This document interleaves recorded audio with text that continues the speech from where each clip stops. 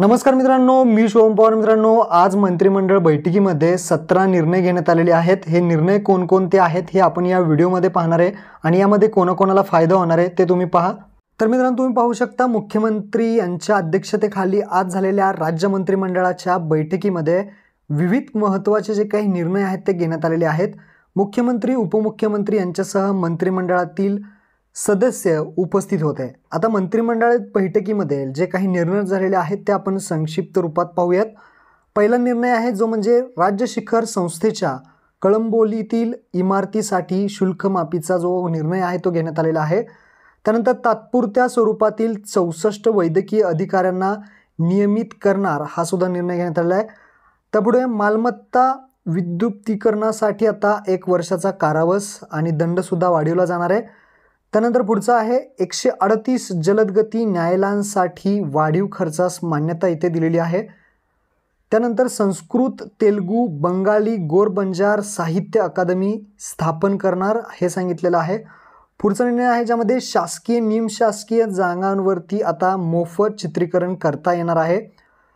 पुढं विणकर समाजासाठी आर्थिक विकास महामंडळ 50 कोटी भाग भांडवल जे आहे ते इथे देण्यात येणार आहे.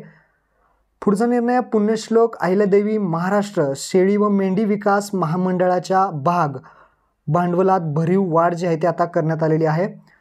पुढचा निर्णय हाताने मैला उचलण्याच्या प्रथेचे उच्चाटन करणार रोबोटिक स्वच्छता यंत्रे असलेली मॅन हॉलकडून मशीन हॉलकडे योजना जी आहे ती आता राबवण्यात येणार आहे. मॅन हॉलकडून मशीन हॉलकडे योजनेला सुद्धा आता मंजुरी भेटली आहे. संगणक गुन्हे तातडीने निकाली निघणार आहेत. सेमी ऑटोमेटेड प्रोसेसिंग प्रकल्प जे आहे ते राबवण्यात येणार आहे. राज्य पोलीस दलात आर्टिफिशियल इंटेलिजन्सचा वापर करण्यात येणार आहे.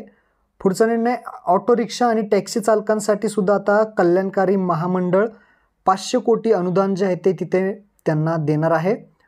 भुलेश्वरची जी काही जागा आहे ती जैन इंटरनॅशनल ऑर्गनायझेशनला जिमखान्यासाठी वाटप करणार आहे. संगणकीय न्याय सहाय्यक विज्ञान उत्कृष्टता केंद्र उभारणार आहे. गुन्ह्यांची वेगाने उकल करणार असे सुद्धा सांगितले आहे. तसेच पुढचा निर्णय आहे वृद्ध साहित्यिक व कलाकारांना आता इथून पुढे 5,000 रुपये मानधन जे आहे ते राहणार आहे.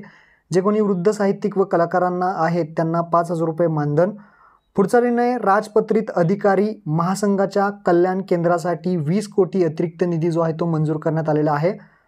त्यानंतर शेवटचा निर्णय श्रीगोंदा तालुक्यातील शेती महामंडळाची जमीन MIDCला हस्तांतरित करण्यात येणार आहे. महत्त्वपूर्ण असे हे 17 निर्णय होते. अशाच महत्त्वाच्या व्हिडिओसाठी आपल्या चॅनलला सबस्क्राईब करून ठेवा. महत्त्वाचे अपडेट्स तुम्हाला भेटत राहतात. हा व्हिडिओ आपल्या मित्रांना शेअर करा. धन्यवाद.